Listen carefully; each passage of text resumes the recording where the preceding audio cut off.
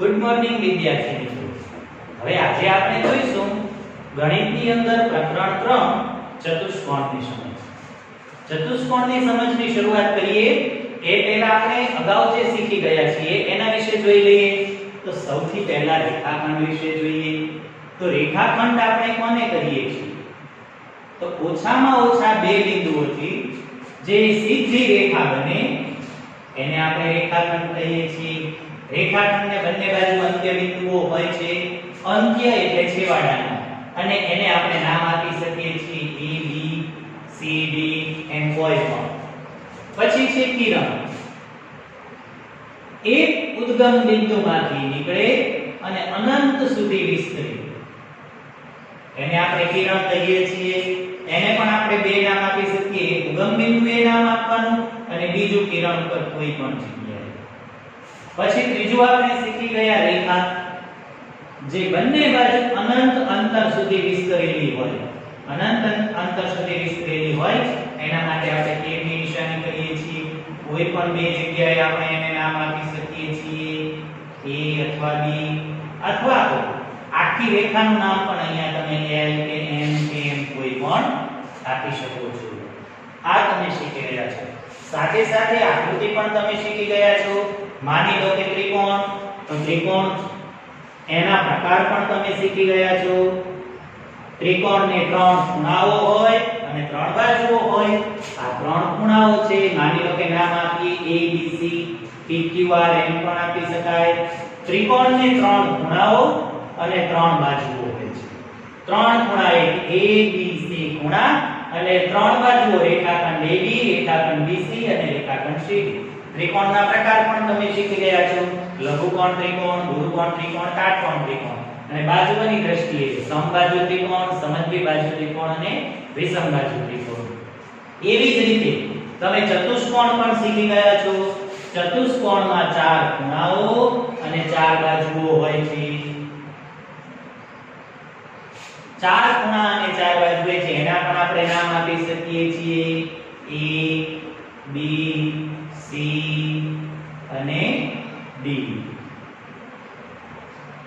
ચતુષ્કોણમાં ચાર ખૂણાઓ અને ચાર બાજુ હોય છે. હવે આમાં એક વિશેષ વસ્તુ નવી આવે. ચતુષ્કોણમાં ચાર ખૂણા અને ચાર બાજુ સિવાય એની અંદર વિકર્ણ પણ આવે. વિકર્ણ એટલે શું? તો કે જે સામસામેના ખૂણાઓ છે, જો આ બાજુના ખૂણા કહેવાય, એની રેખા દોરેલી છે. આ બાજુમાં આવે એની રેખા દોરેલી છે. A થી D બિંદુ સુધીની રેખા દોરેલી છે. રેખાખંડ A થી B સુધીનો રેખાખંડ દોરેલો છે.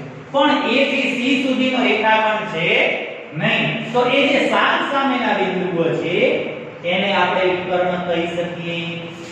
બરોબર? તો આ રેખાખંડ AC એ વિકર્ણ થાય અને બીજો વિકર્ણ રેખાખંડ BD એ પણ એનો વિકર્ણ થાય. એટલે ચતુષ્કોણની અંદર ચાર ખૂણા, ચાર બાજુઓ અને બે વિકર્ણ આવે. આ તમે શીખી ગયા છો. હવે એક વિશેષ જોઈએ. આ જે આકૃતિઓ છે, આ જે આપણે ત્રિકોણ દોર્યો, અહીંયા જે આપણે ચતુષ્કોણ અથવા તો ચોરસ દોરીએ, લંબચોરસ દોરીએ, આ બધી આકૃતિઓ છે એને બંધ આકૃતિ કહેવાય. બંધ આકૃતિ એટલે કે આ આખી આકૃતિ પૂર્ણ થઈ જાય છે. બરોબર? તો બંધ ન હોય તેવી આકૃતિ કઈ? તો જુઓ, માની લો કે અહીંયા ત્રણ ખૂણા છે પણ અહીંયા જગ્યા વધે છે, તો આને બંધ આકૃતિ કહી શકાય નહીં. આવી રીતે ચતુષ્કોણ હોય, આમ ચાર ખૂણા હોય, બરોબર? 1 2 3 અને માની લો કે આમ 4, પણ એ અહીંયા પૂર્ણ ન થતા હોય તો આને બંધ આકૃતિ કહી શકાય નહીં, કારણ કે શું અહીંથી જગ્યા છે. એટલે જ્યારે આખી બધી જ લીટીઓ પૂર્ણ થતી હોય ત્યારે એને બંધ આકૃતિ કહેવાય છે. આના સિવાય પણ તમે એક વસ્તુ શીખી ગયા છો. શું શીખી ગયા છો? તો કે જુઓ, આ ત્રિકોણ છે. હવે એ ત્રિકોણના ત્રણ ખૂણાઓનો સરવાળો કેટલો થાય એ તમે શીખી ગયા છો. ખબર છે ને? હા, તો બોલો જોઈએ. ત્રિકોણના ત્રણ ખૂણાનો સરવાળો કેટલો થાય?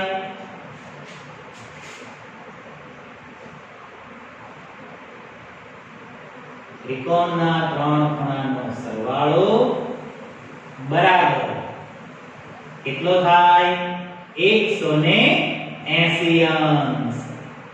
વિદ્યાર્થી મિત્રો એવી જ રીતે તમે જુઓ આ ચતુષ્કોણ છે, આ પણ ચતુષ્કોણ છે. હવે એના ચતુષ્કોણમાં આપણે એક વિકર્ણ દોરીએ તો શું થાય છે? જો આ અડધી આકૃતિ જુઓ તો ત્રિકોણ બની ગયો અને આ ત્રિકોણ બની ગયો. તો એક ચતુષ્કોણમાંથી આપણે બે ત્રિકોણ બનાવી શકીએ છીએ. તો એનો મતલબ એક ચતુષ્કોણમાં કેટલા ત્રિકોણ છે? બે. એક ત્રિકોણનો સરવાળો કેટલો થાય છે? 180 અંશ. તો બીજા ત્રિકોણનો સરવાળો કેટલો હોય ખૂણાનો? 180 અંશ. તો આખા ચતુષ્કોણનો સરવાળો કેટલો થાય? તો બંનેનો સરવાળો કરીએ 180 અને 180 એટલે 360 અંશ. તો અહીંયા આપણે એમ પણ લખી શકીએ ચતુષ્કોણના ચાર ખૂણાનો સરવાળો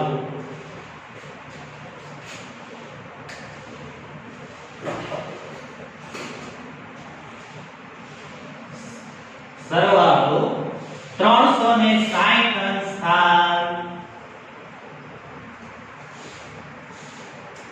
તો વિદ્યાર્થી મિત્રો આટલી વિષય વસ્તુ તમે શીખી ગયા છો. હવે આપણે સ્વાધ્યાય 3.1 એની શરૂઆત કરીએ. 3.1 ની અંદર સૌથી પહેલા તમને આકૃતિઓ આપેલી છે. હવે એમાં તમને સરળ વક્ર અને બંધ વક્ર અને એવા પ્રશ્ન પૂછેલા છે. તો સરળ વક્ર એટલે શું? તો રેખાખંડનો ઉપયોગ કરી અને જે બંધ આકૃતિ બને એને સરળ વક્ર કહે છે. તો હવે આપણે એ આકૃતિ હવે જુઓ વિદ્યાર્થી મિત્રો સૌથી પહેલી આકૃતિ બરાબર એમાં આપણને કહ્યું છે સરળ વક્ર. સરળ વક્ર એટલે કે જે આકૃતિ બંધ છે અને સાદી રીતે આપણે હાથેથી બનાવી શકીએ છીએ. તો પહેલી આકૃતિ છે એ આપણે હાથેથી બનાવી શકીએ છીએ સાદા રેખાખંડોથી, માટે સરળ વક્ર છે. બીજી છે એ સરળ વક્ર છે. ત્રીજી આકૃતિ છે એ વર્તુળ છે, માટે એને સરળ વક્ર કહી શકીશું નહીં.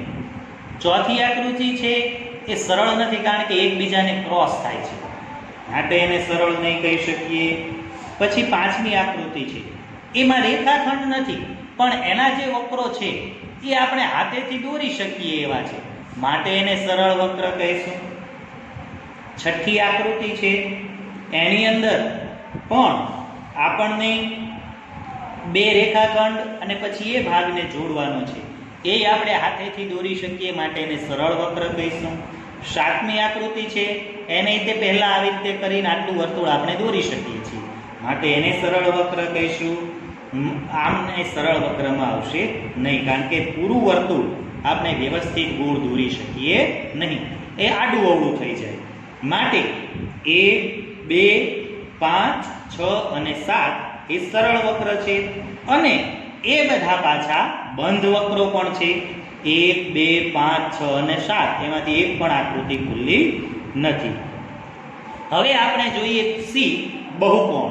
બહુકોણ એટલે બે વધારે ખૂણાઓ જે છે એ કયા માં છે? તો જુઓ આ પણ બહુકોણમાં આવશે કારણ કે એને જો 1 2 3 4 અને 5 ખૂણાઓ છે, માટે બહુકોણ છે. આમાં 1 2 3 અને 4 ખૂણાઓ છે, માટે આ પણ બહુકોણ છે. આ વર્તુળ છે એમાં ખૂણાઓ હોય નહીં. આની અંદર સ્ટારની નિશાની છે એટલે ખૂણાઓ ઘણી બધી રીતે ક્રોસ થાય છે.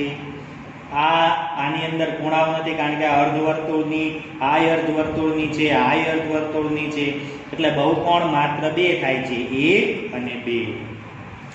પછી બહિર્મુખ બહુકોણ. બહિર્મુખ બહુકોણ એટલે જે રેખાઓ બહાર નીકળે છે. જો આ બહુકોણમાં જુઓ અહીંયાથી આપણે આમ ચાર સીધી લીટીઓ કરીએ તો આ ચોથી લીટી છે એની અંદર આ લીટી આવે છે, એટલે જે અંદર લીટી આવતી હોય એને અંતર્મુખ બહુકોણ કહેવાય અને જે આમ બહાર લીટીઓ નીકળતી હોય એને બહિર્મુખ બહુકોણ કહેવાય.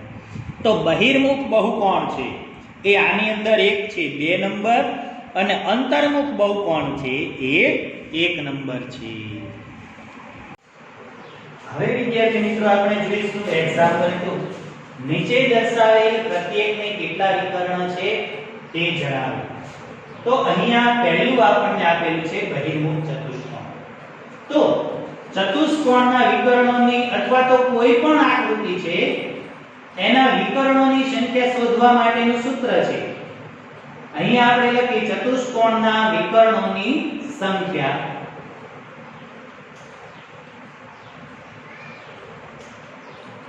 અહીંયા જગ્યા નથી એટલે નીચે લખું છું બરાબર.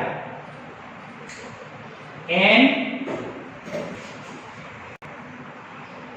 કૌંસમાં n - 1 છેદમાં 2 n. આ છે એ કોઈ પણ આકૃતિ હોય, બહુકોણ હોય એના વિકર્ણો શોધવા માટેનું સૂત્ર છે. તો હવે આપણે n એટલે કેટલા ખૂણા બહુકોણ ને ખૂણાઓ છે એની સંખ્યા આપણે લખવાની છે. તો અહીંયા આપણે લખીશું 4 કૌંસમાં 4 - 1. n છે એ બધી જગ્યાએ બહુકોણના ખૂણાની સંખ્યા લખવાની છે. અહીંયા 4 એટલા માટે કે અહીંયા આપણને બહુકોણ તરીકે શું આપેલું છે? ચતુષ્કોણ.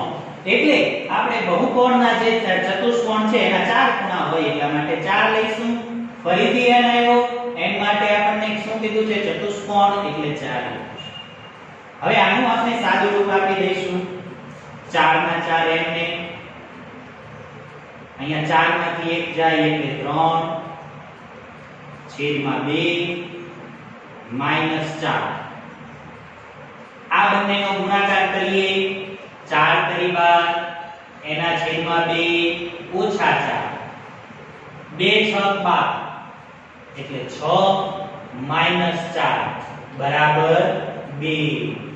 એટલે કે ચતુષ્કોણના વિકર્ણોની સંખ્યા 2 થાય. આપણે આગળ જોઈ ગયા હતા, શરૂઆતમાં જ આકૃતિની સમજ આપી. માની લો કે એક ચતુષ્કોણ આવી રીતે દોરેલો હોય તો એની અંદર આપણે બે વિકર્ણો દોરી શકીએ છીએ, એક આ બાજુ અને એક આ બાજુ.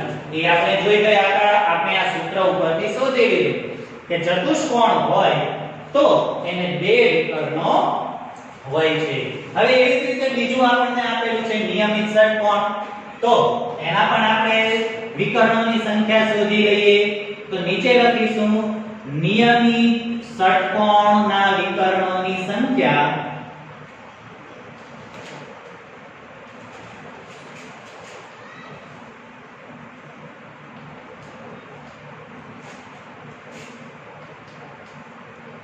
બરાબર.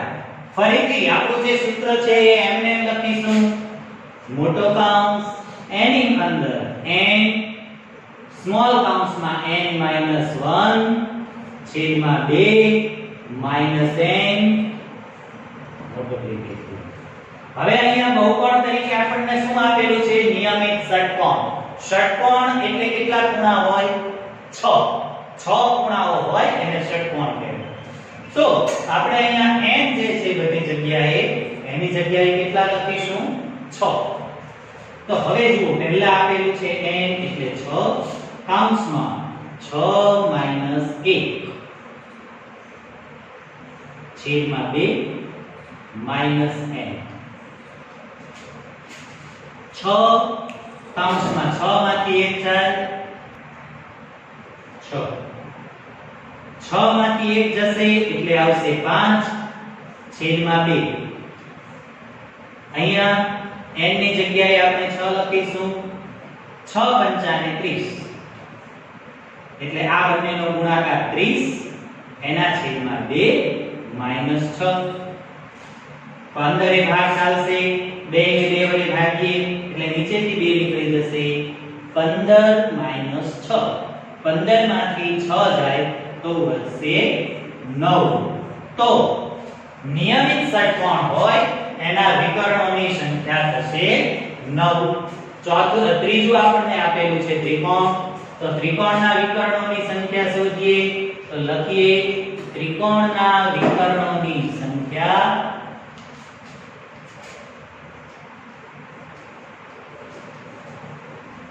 બરાબર. ફરીથી અહીંયા જે સૂત્ર આપેલું છે એ જ આપણે લઈશું. મોટો કૌંસ n કૌંસમાં n માઈનસ 1 છેદમાં 2 માઈનસ n મોટો કૌંસ પૂરો.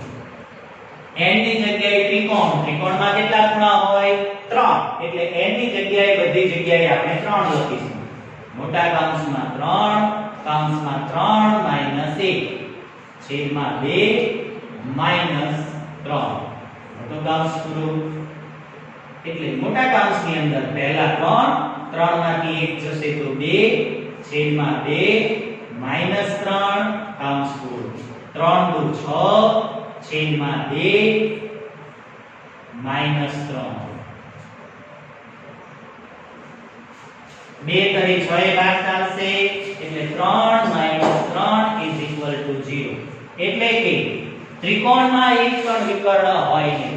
વિદ્યાર્થી મિત્રો જુઓ આપણે આ ત્રિકોણની વ્યાખ્યા જોઈ. ત્રિકોણમાં સામસામેના ખૂણા એક પણ થતા નથી.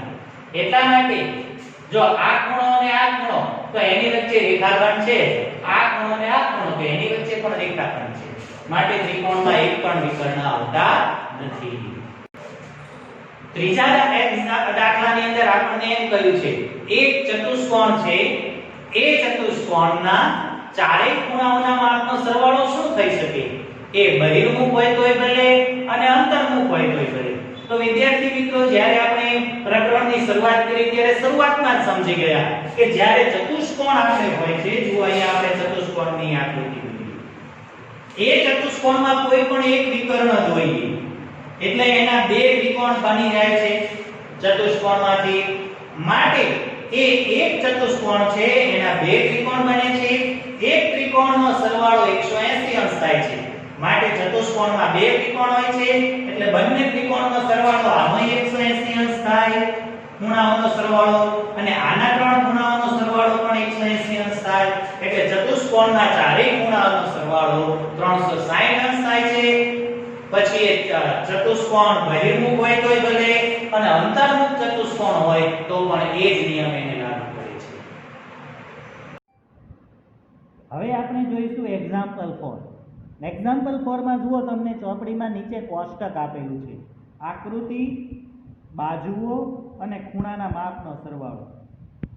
હવે રકમમાં આપણને કહ્યું છે કે નીચેનું કોષ્ટક જુઓ, અહીંયા પ્રત્યેક આકૃતિને ત્રિકોણમાં વિભાજિત કરી છે અને તેના પરથી એ આકૃતિના ખૂણાના માપનો સરવાળો આપણે શોધવાનો છે.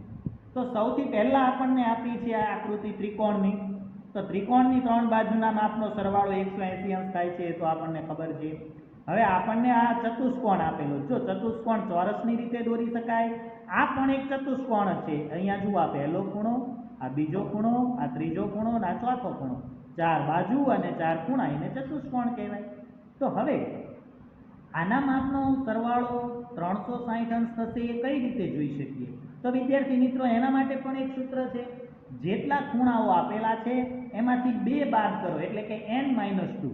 જો અહીંયા ત્રિકોણ છે તો ત્રિકોણમાં કેટલા ખૂણા? 3. 3 માંથી 2 બાદ કરો એટલે કેટલા વધે? 1. એને જે જવાબ આવે એને 180 વડે ગુણવાના એટલે ત્રિકોણનો સરવાળો 180 અંશ. હવે અહીંયા કેટલા ખૂણા છે? 4. n-2 કરો એટલે n ની બદલે આપણે લખ્યા 4. 4 માંથી 2 બાદ કરો, બરાબર, એટલે કેટલા વધે? 2. તો 2 ગુણ્યા 180 એટલે એનો જવાબ આવે 360. તો ચતુષ્કોણના ચાર ખૂણાનો સરવાળો કેટલો થાય? 360 અંશ. પછી અહીંયા આપણને આપેલું છે પંચકોણ. જુઓ 5 ખૂણા. તો એને તે આપણે આકૃતિ આ ત્રિકોણમાં વિભાજિત કરેલા. તો કેટલા ત્રિકોણ થશે? તો એનો નિયમ n-2. તો n એટલે કેટલા છે? પંચકોણ એટલે 5. એમાંથી 2 બાદ કરીએ તો કેટલા ત્રિકોણ વધશે? 3 ત્રિકોણ બનશે. તો 3 ગુણ્યા 180.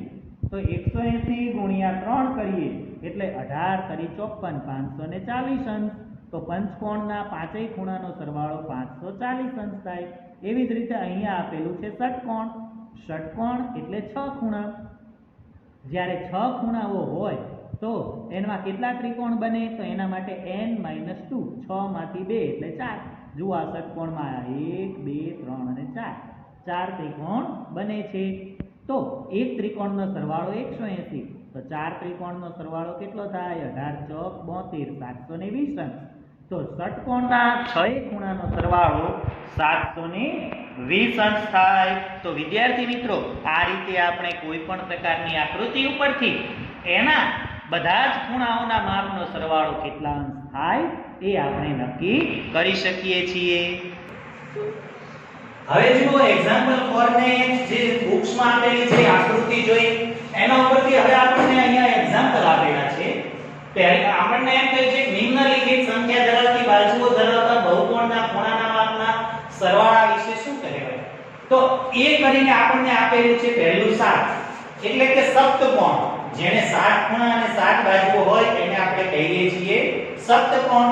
હવે જો 7 બાજુઓ વાળો ખૂણો છે સપ્તકોણ છે તો એક 7 ખૂણાના માપનો સરવાળો કેટલો થાય? તો આપણે જોઈએ. તો આપણે શીખી ગયા. તો એમાં કેટલા ત્રિકોણ આવે એ આપણે પહેલા જોવું પડશે. તો ત્રિકોણની સંખ્યા જોવા માટે આપણે શું કરીશું? n-2. n એટલે જેટલા ખૂણા ધરાવતો આપણે બહુકોણ જોઈતો હોય એટલો. અહીંયા આપણને આપેલા છે 7 એટલે 7 - 2 કરીશું. તો 7 - 2 કરીએ એટલે આવે 5. એટલે કે જો સપ્તકોણ હોય તો એની અંદર 5 ત્રિકોણ બની શકે. એક ત્રિકોણના બધા જ ખૂણાનો સરવાળો 180 અંશ થાય છે. તો સપ્તકોણમાં એવા 5 ત્રિકોણ બને તો 180 અંશ ગુણ્યા 5 તો 18 × 90 અને 1 શૂન્ય લાગે એટલે 900 અંશ. તો સપ્તકોણના 7 ખૂણાના માપનો સરવાળો 900 અંશ થાય. પછી બીજું છે 8.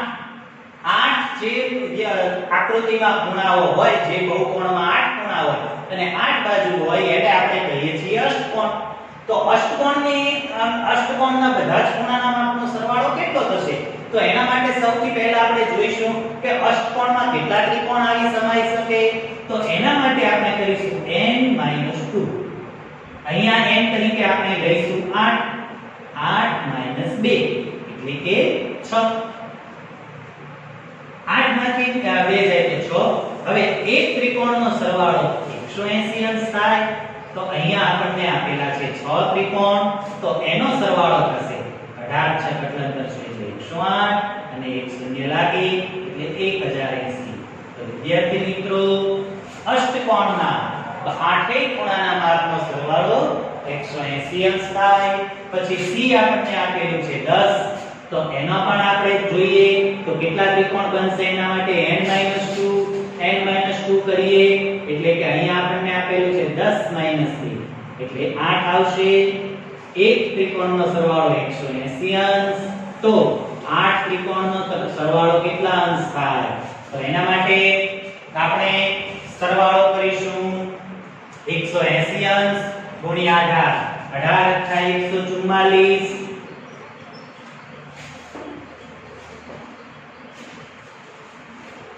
144 144 અને 1 શૂન્ય લાગે એટલે 1440 અંશ. તો 10 કોણ હોય તો એ 10 કોણના દરેક 10 ખૂણાના માપનો સરવાળો 140 અંશ હોય. હવે આપણને અહીંયા સંખ્યા નથી આપી. હવે વિદ્યાર્થી મિત્રો, ચોથું આપણને આપેલું છે n. n બાજુઓ જ્યારે આપેલી હોય એટલે કે આપણને માપ નથી આપેલું તો n-2 કરીશું. n-2 કરતા જે કાઈ પણ આપણને સંખ્યા મળશે એને ગુણ્યા 180 કરીશું. એટલે આપણને જે પણ અહીંયા સંખ્યા આપી હશે એનો આપણને ખૂણાના માપનો સરવાળો મળી જશે. વિદ્યાર્થી મિત્રો, તમને કદાચ પ્રશ્ન થાય દરેક વખતે 180 કેમ કરીએ છીએ? કારણ કે આપણે n-2 કરીને ત્રિકોણની સંખ્યા શોધીએ છીએ. કેટલા ત્રિકોણ બને? આ 10 છે જેમ આપણે ચોકડીમાં આકૃતિ આપેલી હતી એના ઉપરથી જોયું હતું કે ચતુષ્કોણમાં 2 ત્રિકોણ બને, પંચકોણમાં 3 ત્રિકોણ બને છે. એમ માની લો કે આ 10 કોણ છે તો એમાં 8 ત્રિકોણ બને. એક ત્રિકોણના 3 ખૂણાનો સરવાળો 180 અંશ થાય છે. તો 8 ખૂણાના 8 ત્રિકોણ બને તો એકનો સરવાળો 180 અંશ. તો 8 ત્રિકોણનો કેટલો? તો 1440 અંશ એનો સરવાળો થાય. હવે વિદ્યાર્થી મિત્રો જુઓ, ચોપડીની અંદર આપણને એક્ઝામ્પલ 5 માં શું કહ્યું છે? નિયમિત બહુકોણ એટલે શું? એવા નિયમિત બહુકોણના નામ આપો જેમાં 1 3 બાજુ હોય, 2 4 બાજુ હોય, 3 6 બાજુ હોય. પહેલું આપણને એમ કહ્યું કે નિયમિત બહુકોણ એટલે શું? તો નિયમિત બહુકોણ એટલે એ કોને કહેવાય? તો બે વસ્તુ યાદ આવે નિયમિત બહુકોણમાં, જેના બધા જ ખૂણાના માપ સરખા હોય અને જેની બધી જ બાજુઓના માપ સરખા હોય. જેના ખૂણા અને બાજુઓના માપ સરખા હોય એને નિયમિત બહુકોણ કહેવાય. પછી કેટલા ખૂણા છે એની સાથે નિસ્બત નહીં. 6 ખૂણા હોય તોય ભલે, 8 ખૂણા હોય તોય ભલે, 10 ખૂણા હોય તોય ભલે, પણ બધા જ ખૂણાના માપ સરખા હોય અથવા બાજુઓ ગમે તેટલી હોય 2 5 10 પણ બધી બાજુઓના માપ સરખા હોય એને નિયમિત બહુકોણ કહેવાય. હવે આ પહેલો પ્રશ્ન એમ કીધું છે કે એવો એક ત્રણ બાજુ છે કે જેની ત્રણ બાજુના માપે સરખા છે અને ત્રણ ખૂણાના માપે સરખા છે, તો એવી આકૃતિને આપણે કયા નામે ઓળખીએ છીએ? તો એને આપણે શું કહીએ છીએ કે જેના ત્રણ ખૂણા અને ત્રણ બાજુ સરખી હોય. તો ત્રણ બાજુઓ સરખી હોય એને આપણે સમબાજુ ત્રિકોણ કહીએ છીએ. ચાર બાજુ જેની સરખીઓ હોય એવા ચતુષ્કોણને આપણે ચોરસ કહીએ છીએ અને 6 બાજુઓ સરખી હોય તેવા બહુકોણને આપણે નિયમિત ષટકોણ કહીએ છીએ. હવે છે એક્ઝામ્પલ 6. નીચેની આકૃતિઓમાં x ખૂણાઓનું માપ શોધો. હવે આપણે જોઈએ એક્ઝામ્પલ 6. નીચેની આકૃતિઓમાં x ખૂણાનું માપ શોધો. તો અહીંયા પહેલી આપણને એ આકૃતિ આપી છે, એમાં આ પહેલો ખૂણો છે એ 50 અંશનો છે, બીજો ખૂણો છે 130 અંશનો છે, ત્રીજો ખૂણો છે 120 અંશનો છે અને અહીંયા x અંશનું માપ આપેલું છે. x એટલે કે કઈ સંખ્યા છે આપણને ખબર નથી. સૌથી પહેલા આપણે એ જોવું પડશે કે આ કઈ આકૃતિ છે. ત્રિકોણ છે, ચતુષ્કોણ છે, પંચકોણ છે, ષટકોણ છે. તો આના આપણે ખૂણાઓ જોઈએ. તો એક આ ખૂણો, અહીંયા અને અહીંયા, એટલે કે 1 2 3 અને 4 ચાર ખૂણાઓ થયા માટે ચતુષ્કોણ થયો. તો આપણે પહેલા અહીંથી લખીશું ચતુષ્કોણના ચાર ખૂણા હોય એટલે આપણે લખીશું તો ચતુષ્કોણના ચારેય ખૂણાઓના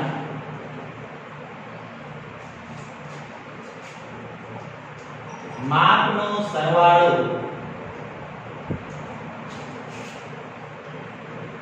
બરાબર કેટલો થાય? ચતુષ્કોણના ચાર ખૂણાના માપનો સરવાળો આગળ આપણે જોઈ ગયા 360 અંશ. અહીંયા લખીશું 360 અંશ. હવે આપણને અહીંયા ત્રણ ખૂણાના માપનો સરવાળો આપેલો છે, એક ખૂણાના માપનો નથી આપેલો. તો પહેલા જો આપણે લખીએ x 50 અંશ 130 અંશ 120 અંશ બરાબર 360 અંશ. તો હવે જુઓ વિદ્યાર્થી મિત્રો, આ તો સમીકરણનો દાખલો થઈ ગયો. x ની કિંમત શોધી ના શકશો તમે, બરાબર? x ની કિંમત શોધી નાખશો એટલે તમને x ખૂણાનું માપ મળી જશે. એકદમ સહેલો દાખલો થઈ ગયો. તો x ની કિંમત શોધવા શું કરશું? તો સૌથી પહેલા જે આ ત્રણેય ખૂણાના માપ છે એ ત્રણેય ખૂણાના માપનો સરવાળો કરી નાખીએ.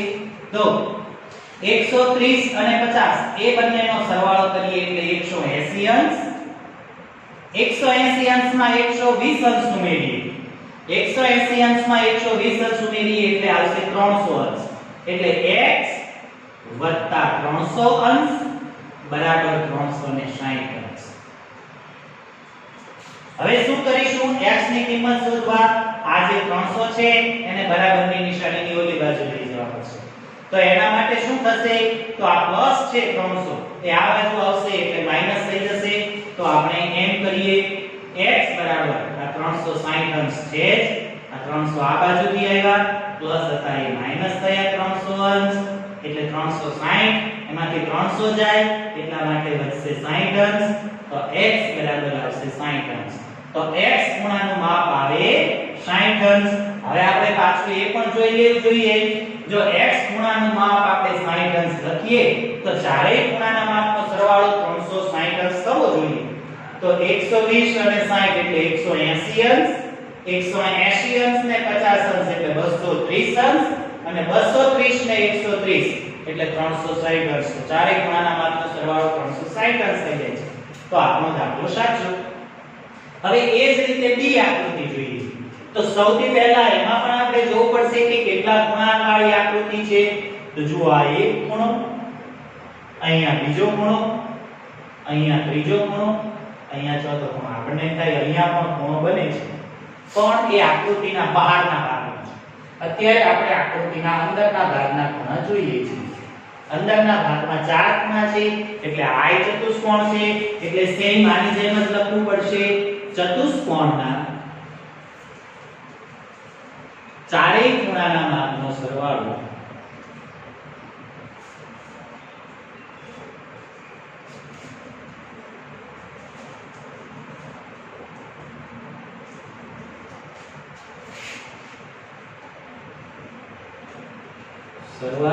બરાબર 360. હવે જુઓ વિદ્યાર્થી મિત્રો, તમે આગળના ધોરણમાં જે કંઈ શીખી ગયા છો ને એનો ઉપયોગ તમારે અહીંયા કરવાનો છે. એ તમને યાદ હોવું જોઈએ. જો ન યાદ હોય તો હું તમને કરાવતો જઈશ, તમે ધ્યાન આપતા જજો. હવે જુઓ ચતુષ્કોણના 4 ખૂણામાં એમાંથી આપણે x અંશના ખૂણાનું માપ શોધવાનું છે. તો બાકીના 3 ખૂણાના માપ આપણી પાસે જોઈએ. તો અહીંયા આપણને શું માપ આપેલું છે? 70 અંશ અને અહીંયા 60 અંશ. તો બે જ ખૂણાના માપ આપેલા છે, ત્રીજા ખૂણાનું તો માપ જ નથી આપેલું. તો 4 ખૂણાના માપનો સરવાળો આપણે શોધી કઈ રીતે શકીએ? તો વિદ્યાર્થી મિત્રો જુઓ, આ જે આકૃતિ છે આ ખૂણાનું માપ આપણને આપેલું નથી, છતાં આપણે કહી શકીએ કે આ ખૂણો આટલા જ અંશના માપનો છે. શેના ઉપરથી ખબર છે? જુઓ, આપણને આ આકૃતિ આપીને એના પર આ આકૃતિ તમે છઠ્ઠા સાતમામાં શીખી ગયા છો. આ શેની આકૃતિ છે? લંબની. જ્યારે કોઈ પણ રેખા અથવા રેખાખંડ એને બીજી રેખાખંડ, રેખા અથવા કિરણ લંબ અંતરે છેદે ત્યારે એ કેટલા અંશનો ખૂણો બનાવે? 90 અંશનો. માટે આ ખૂણાનું માપ કેટલું હોય? 90 અંશ. આ વાત વિદ્યાર્થી મિત્રો તમારે ખાસ ધ્યાનમાં રાખવાની. ઘણી વખત એવું પણ બને આ ખૂણાનું માપ 60 અંશ આપેલું છે, પણ અહીંયા 60 અંશ ન આપે અને અહીંયા આપી દે માપ 120 અંશ. તો હવે આપણે તો અંદરના ખૂણાનું માપ જોઈએ છે. બહારના આ ખૂણાનો સરવાળો કરો તો 360 અંશ ન થાય. અંદરના બધા ખૂણાનો સરવાળો કરો તો જ ચતુષ્કોણના 4 ખૂણાનો સરવાળો 360 અંશ થાય. તો આના ઉપરથી આપણે આનું માપ શોધી શકીશું. કઈ રીતે? જો આ હું તમને એટલા માટે સમજાવું છું કે આના પછીનું C છે એ તમારે જાતે ગણવાનું છે. C અને D એની અંદર તમારે આ રીતનો ઉપયોગ કરવાનો છે.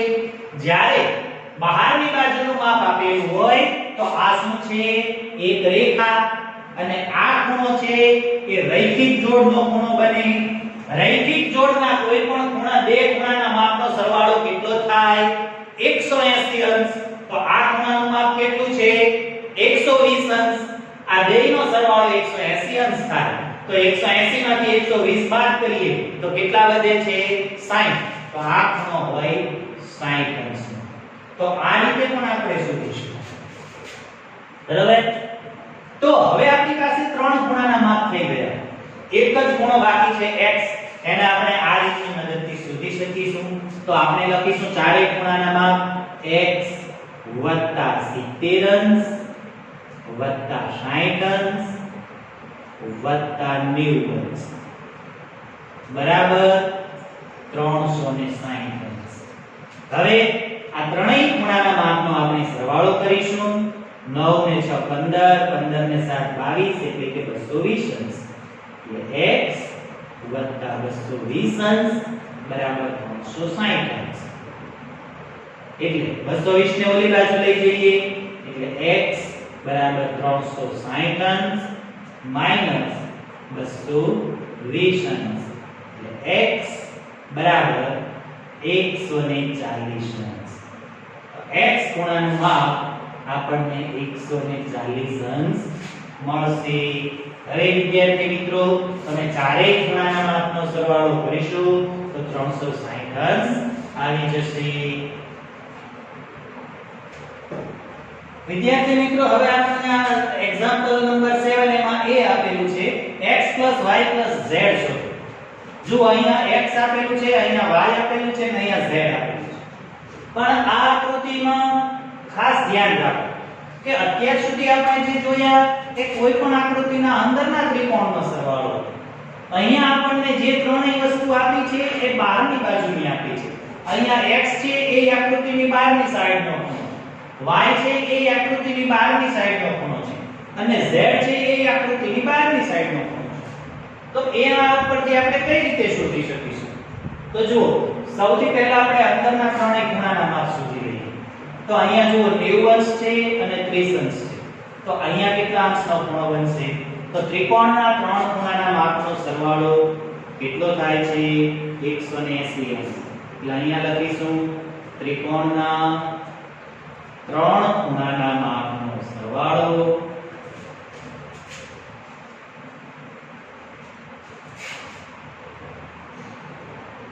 બરાબર 180 અંશ. એમાં પહેલા બે ખૂણા આપણને આપેલા છે 30 અંશ વત્તા 90 અંશ વત્તા આ નથી આપેલું y નથી, પણ અત્યારે આપણે કોઈ પણ સંખ્યા ધારી શકાય એટલા માટે આપણે અહીંયા x y z આપેલા છે એટલે p ધારી લીધું, ત્રીજો ખૂણો. અને ત્રણેય ખૂણાનો સરવાળો 180 અંશ. તો આ p ખૂણો છે કેટલાનો થશે? તો 120 અંશ વત્તા p બરાબર 180. તો 120 ને ઓલી બાજુ લઈ જઈએ એટલે p બરાબર 180 માઈનસ 120 અંશ બરાબર 60 અંશ. તો આ જે ખૂણો છે એ હશે 60 અંશનો. એટલે જુઓ, ત્રણેય ખૂણાનો સરવાળો 180 અંશ થઈ જાય. પરંતુ આપણા માટે અગત્યનું આ છે જ નહીં. આ તો આપણે શોધ્યું, પણ આપણે શોધવાનું છે x y અને z. તો એ આપણને કઈ રીતે મળશે? તો જુઓ, અહીંયા x ખૂણો છે એ આ જે રેખા છે એના બે ભાગ કરે છે, એટલે કે રૈખિક જોડનો ખૂણો છે. એટલે x + 90 બરાબર કેટલા થશે? રૈખિક જોડના ખૂણાના હિસાબે બંનેનો સરવાળો 180 અંશ. x + 90 બરાબર 180 અંશ થાય. શેના હિસાબે? રૈખિક જોડના ખૂણા. આ એક રેખા છે, એ એક રેખા હંમેશા 180 અંશની હોય એના બે ભાગ કરીએ છીએ. એટલે બે ભાગ કરીએ તો બેનો સરવાળો 180 અંશ થાય. એ આપણે જોયું રૈખિક જોડના હિસાબે, એટલે આપણને યાદ રહે. એટલે આપણે અહીંયા લખી નાખીએ કે રૈખિક જોડના ખૂણાના નિયમના આધારે આપણે આ વસ્તુ લખીએ કે x + 9 કરીએ તો જવાબ 180 અંશ આવે. x ની કિંમત શોધી નાખીએ તો x બરાબર 180 અંશ માઈનસ 90 અંશ. 180 માંથી 90 બાદ કરીએ તો વધશે 90. તો x ખૂણો આપણી પાસે વધશે 90 અંશનો. હવે આપણે y ખૂણો શોધીએ. જુઓ, y ખૂણો આપણે એટલા માટે શોધ્યો કે આ ખૂણો છે તો આપણે આ ખૂણાનું માપ શોધી શકીએ. આ ખૂણાનું માપ ન હોય તો આપણે બહારના ખૂણાનું માપ શોધી શકીએ નહીં. એટલા માટે પહેલા આપણે અંદરના ખૂણાનું માપ શોધી લીધું. હવે જુઓ, y i રૈખિક જોડનો ખૂણો થશે, કારણ કે જુઓ આ એક રેખા છે, એના ઉપરથી અહીંથી આ બીજી રેખા થાય છે. એ એક રેખાના બે ભાગ પાડે છે, એક આ ખૂણો અને એક આ ખૂણો.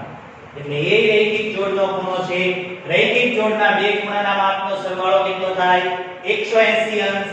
એટલે કે y + 60 અંશ બરાબર કેટલા થશે? 180 અંશ. એ શેના હિસાબે આપણે કહ્યું? રૈખિક જોડના ખૂણાના આધારે. ફરીથી આપણે 60 ને ઓલી બાજુ લઈ જઈએ એટલે 180 અંશ માઈનસ 60 અંશ બરાબર y બરાબર 180 માંથી 60 બાદ કરીએ એટલે આપણને મળશે 120 અંશ. એટલે y ખૂણો બનશે 120 અંશનો. પછી આ શોધીશું z. z પણ જુઓ, આ એક રેખા છે, એના ઉપરથી અહીંયા ખૂણો બને છે, એટલા માટે એ રૈખિક જોડનો ખૂણો છે.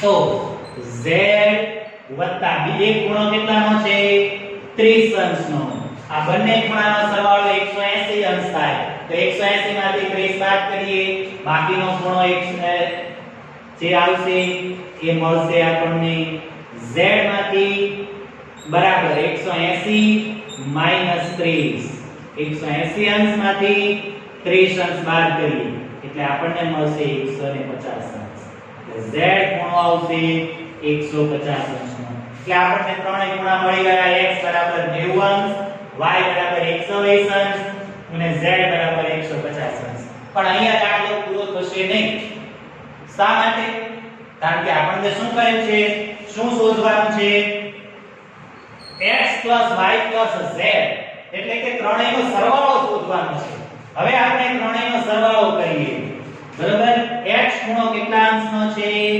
90 અંશ વત્તા y ખૂણો કેટલા અંશનો છે 120 અંશ અને z ખૂણો કેટલા અંશનો આવ્યો 150 અંશ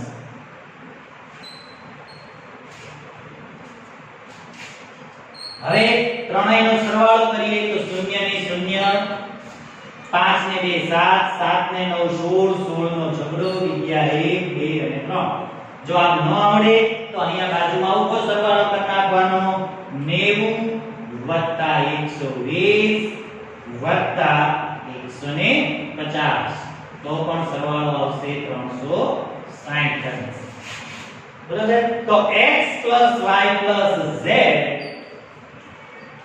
બરાબર આવશે 360 અંશ બરાબર એટલે ત્રિકોણ છે એના ત્રણેયના બહારની બાજુના ખૂણાનો સરવાળો કર્યો તો જવાબ આપણને મળશે 360 અંશ વિદ્યાર્થી મિત્રો અહીંયા આપણને બીજી આકૃતિ આપેલી છે એમાં પણ આપણને કહ્યું છે x y z w શોધો આ જે આકૃતિ છે એ ચતુષ્કોણની આકૃતિ છે એટલે કે જુઓ ચાર ખૂણા છે આ 1 2 3 અને 4 ત્રિકોણના ત્રણ ખૂણાનો સરવાળો 180 અંશ થાય છે એમ ચતુષ્કોણમાં ચાર ખૂણાનો સરવાળો કેટલો થાય છે 160 અંશ અહીંયા ત્રણ ખૂણાના માપ આપેલા છે તો પહેલા આપણે અંતરનું માપ શોધી લઈએ પછી આપણે x y z w ના માપ શોધીશું તો અહીંયા પહેલા આપણે લખીશું ચતુષ્કોણના ચારેય ખૂણાઓના માપનો સરવાળો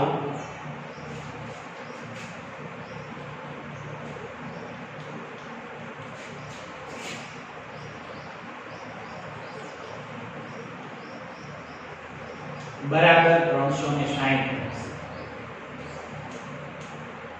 હવે આપણને ત્રણ તો આપેલા છે આ ચોથો ખૂણો કયો છે આપણને નથી ખબર આપણે p ધારી લઈએ p + sin + 120 + 80 બરાબર 360 અંશ એટલે p + આ ત્રણેયનો સરવાળો 80 ને 120 200 અને 60 એટલે 260 બરાબર 360 અંશ 260 ને ઓલી બાજુ લઈ જઈએ એટલે 360 - 260 એટલે p બરાબર 100 અંશ એટલે આ p ખૂણો છે એ 100 અંશ હવે જુઓ ચતુષ્કોણના ચારે ખૂણાનો સરવાળો 360 અંશ થવો જોઈએ થાય છે તો 120 ને 80 200 ને 60 260 260 ને 100 એટલે 360 થઈ જાય છે હવે આપણને જે શોધવાનું કહ્યું છે એ શોધીએ તો બધા જ રૈખિક જોડના આધારે આપણે જે આગળના દાખલામાં શોધ્યા એમ દાખલો શોધવાનો છે અને આપણે શોધીએ x ખૂણાનું માપ એટલે જો આ રૈખિક જોડનો ખૂણો છે x + 120 કરીશું એટલે એ બંને ખૂણાનો સરવાળો 180 થાય કારણ કે આ રેખા છે 180 અંશના ખૂણાની હોય આ 120 અંશનો ખૂણો તો આ બાકીના વધ્યા 180 માંથી એટલા ખૂણાનો બાકી હોય તો લખીએ x + 120 અંશ બરાબર 180 અંશ કઈ રીતે તો કૌંસમાં લખીશું રૈખિક જોડના ખૂણા તો x બરાબર 180 અંશ ઓછા 120 અંશ એટલે x બરાબર આવશે 60 અંશ તો x ખૂણાનું માપ આપણને મળે છે 60 અંશ. હવે y નું શોધીએ તો y પ્લસ 80 અંશ બરાબર 180 અંશ થશે. કઈ રીતે? તો કે રૈખિક જોડના ખૂણાના હિસાબે. તો y ને 80 ને ઓલી બાજુ લઈ જઈએ એટલે 180 અંશ ઓછા 80 અંશ એટલે y બરાબર 100 અંશ.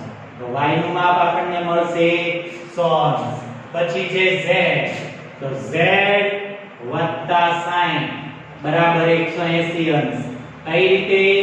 રૈખિક જોડના ખૂણાના આધારે. તો અહીંયા લખીશું રૈખિક જોડના ખૂણાના આધારે